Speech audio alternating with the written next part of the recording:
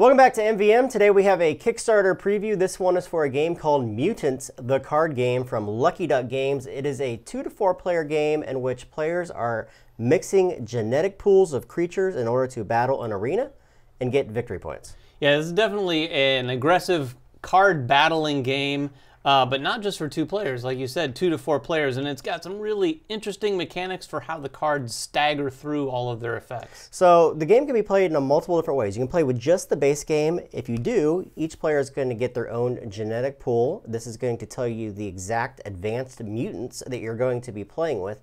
Everyone's going to start the game with the same basic mutants. However, for advanced gamers like us, you can play the variant, and that's going to allow you to draft not only those mutants that are advanced mutants, but also you have a giant stack of things here that are all going to work differently together. Yeah, it's definitely one of those games where the more you play it, the more satisfying it's going to get, because the more you start to learn all of these cards that are included, the more you're going to sort of craft strategies that you want to try the next time you play. So the game's going to be played over 5 rounds, which is denoted here on the board. Each of these rounds is going to score at the end of them. The person who is furthest on a track is going to score a number of victory points, and then second place is going to score a number of victory points.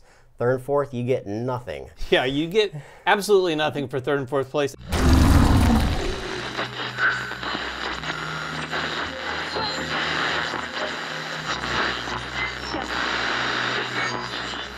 And the cool thing about the power track, this is a huge dynamic in this game that's going to go back and forth, and you can even push people down to the bottom of it and end the round prematurely. Yep, so at the start of the game, each player is going to pick how they want to do it, either play with the draft or play with the pre-constructed decks. Each player is going to get 12 basic mutants. These mutants are going to have 2 of 6 types.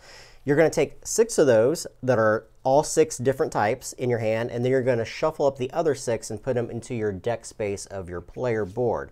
Your player board is going to look something like this. Off to the left-hand side, you're going to have those 12 basic mutants, 6 of them here. This is the space on where you're going to have the active mutants on your board. We'll talk about how these come into play.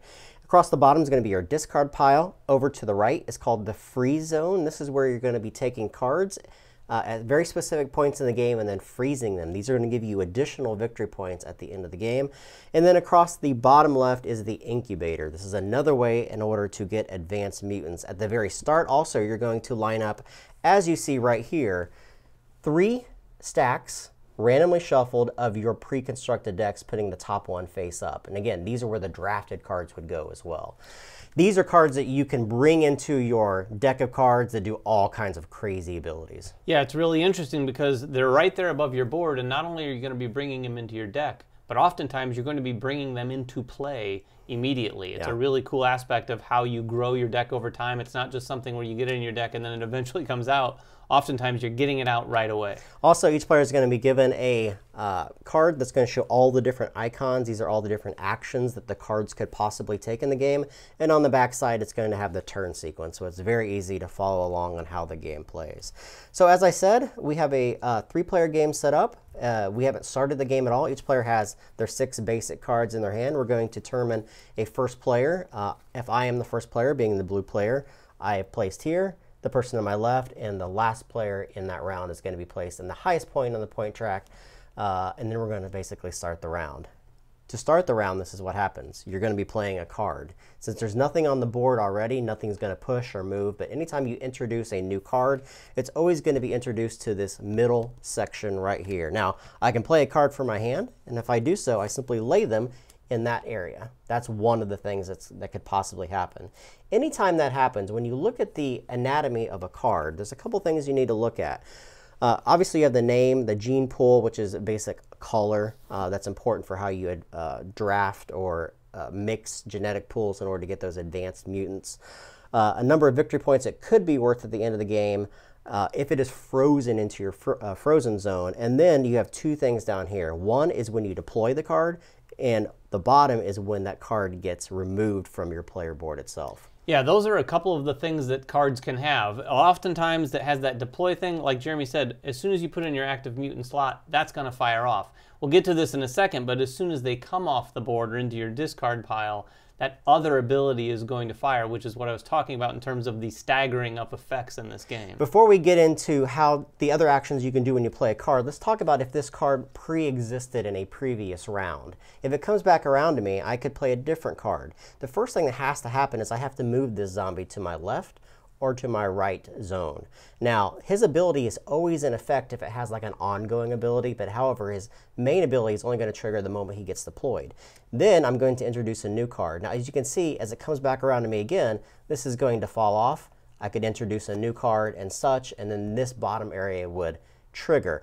There's some really cool actions that can happen by putting people in different slots and getting them to stay, and maybe triggering the left side of your board or the right side of your board and trying to do very specific things with the card abilities that are pre-built into them. Yeah, it's interesting because as you play those out there, you might have a card that you want out there for a while, like Jeremy just said, and you could just leave that left side alone and cycle through the right side of your board as you bring more cards into play. So all of these cards have different abilities. Most of them have the moment you introduce them, something is going to happen. But you also have attack abilities. You have abilities that can push you up and down on this power track. We'll explain that in a moment. And you have abilities that allow you to like block other players. So a lot of these cards will have defensive abilities such as this demon built into them. These are going to help other cards stay on the board longer. So you may want to have the left side of yours doing something active all the time, but someone can attack that left flank of your player board unless you have a defensive creature. So all of these things are going to do very specific things at very specific times in the game. Yeah, you're going to want to look at those defensive cards like sacrificial cards almost. You're going to have them out there so that you can keep your other cards in play. So let's talk, before we talk about advanced mutants, let's talk about deploying one more time. So some of the cards are going to allow you to manipulate this power track. This power track is really important. Anytime you advance up on it, you're simply going to move up or down depending upon the card ability there.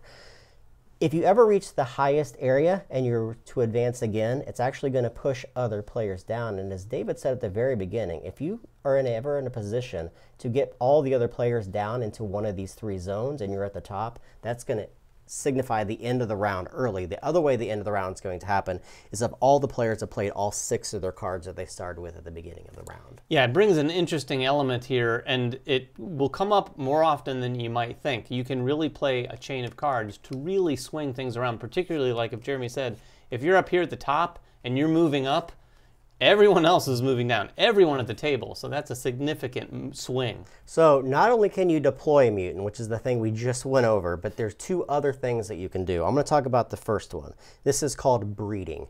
When you look at your hand of cards, you're going to notice that all of your basic cards are going to have one of 6 different icons in the upper left-hand corner. These are the genetic pool of that particular creature. If you combine 2 of them, you can look at your advanced creatures because every single one of these advanced mutants is going to have 2 of these genetic pools. If you discard 2 that match the exact thing here, you then are going to be able to deploy this card instead of a different basic card. And again, it's going to come into that main slot and trigger. All of these advanced mutants do very, very, very powerful things, and according to what the basic cards would normally do. Yeah, you can almost treat those 3 cards on the top of those decks as kind of in your hand or in your supplemental hand, but again, like Jeremy said, you have to discard cards out of your hand to get that to happen. The other thing you can do is incubate.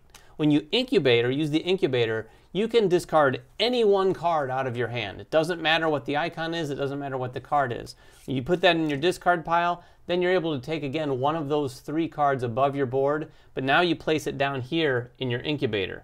Your incubator is basically kind of going to be a delayed effect. It's going to sit there until the end of the round, again, however that's triggered, and then at the beginning of the next round or before the beginning of the next round, it's going to go onto the top of your deck as well. Which means you're going to have use of that at the very start of the next round, which is fantastic. So what happens when you cycle through your deck? This is kind of a pseudo deck builder in a way.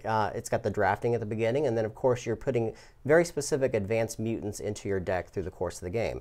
If there's ever a point when you can't draw back up cards, you're going to pick up your entire discard pile, and then you must freeze one of these cards, permanently removing it from the game. But when you do so, you're going to put it to the right side of your board, and this is going to give you victory points at the end of the game. Most of these are just a straight up X number of victory points, but some of them have variables, especially on the advanced mutants, for having very specific types of gene pools within that free zone. Yeah, it brings up an interesting point too, because in most games when you're culling your deck, you're trying to look, okay, I'm going to freeze this card that I'm not using much. It's low value. It's worthless to me as I play. However, on the other hand, in this one, you might want to freeze a card that has a high point value because, like we just said, those are points at the end of the game. That's an absolutely valid strategy in this game, is to put some cards over there that have a high point value that you may or may not be utilizing. So once all the players have played all of their cards, normally everyone's going to have 6 cards at the start of the rounds. That may change if cards let you draw additional cards the moment they're introduced and use that ability. Once that happens, you're going to go to an end of the round phase, and a couple things are going to happen. The first thing is you're going to look to see where players sit on this power track. The players in first place is going to get an X number of points depending upon the round it is, and again, second place is going to get an X number of points. Then what's going to happen is you're going to reseed the turn structure according to the number of points players have, with the player who is furthest back being the first player in the next round, and so forth. So there is a small catch-up mechanic built in there, being able to go first and kind of dictate how the round is going to go. All the mutants that you had on your board are simply going to stay there. You're going to be able to use those in the next round or push them off and get their ability. You then are going to draw 6 cards back up from your deck. If you don't have the ability to draw 6 cards, you're going to reshuffle that discard pile, look at one of those, freeze it, and then draw the 6 required cards. You're going to go again for 5 rounds. At the end of the game, it's simply a matter of victory points that you've collected from the power track, and then any of the mutants that you've frozen. Now, the majority of this gameplay is in how you play these cards. The timing of the cards, how they interact with the other cards in your deck, and trying to get those specific actions to key once, twice, maybe 3 or 4 times for the ongoing effects as well. And it's really cool too, because that layered or staggered approach to how these cards come out, you have to think about completely different. Yeah, and you have to think about your own board, but you also have to think about everyone else's board, because there's some cards in here that'll allow me to attack my opponents. Now, do I want this guy over here to go down into Jeremy's discard pile? Maybe not, because it might have a really powerful power that he's really wanting to get triggered. So there's a lot of interesting things that you have to take into consideration. It adds sort of that little extra something or another layer that you don't see in a lot of these type of games. Yeah, one of the great things about the game is the fact that it can be played in the basic version, but also for players like us, you can do that draft, which is fantastic, especially once you start playing the game multiple times. Not to mention that the art in this game is fantastic, just like all of Lucky Duck's games. Lucky Duck knows how to do that for sure. So guys, that is Mutants, the card game, 2 to 4 players. If you guys have any questions about the game, make them in the comments below. Subscribe to us, follow us on Twitter, like us on Facebook, and everything else that we do. Go check out their Kickstarter, and we will catch you guys next time. Bye-bye.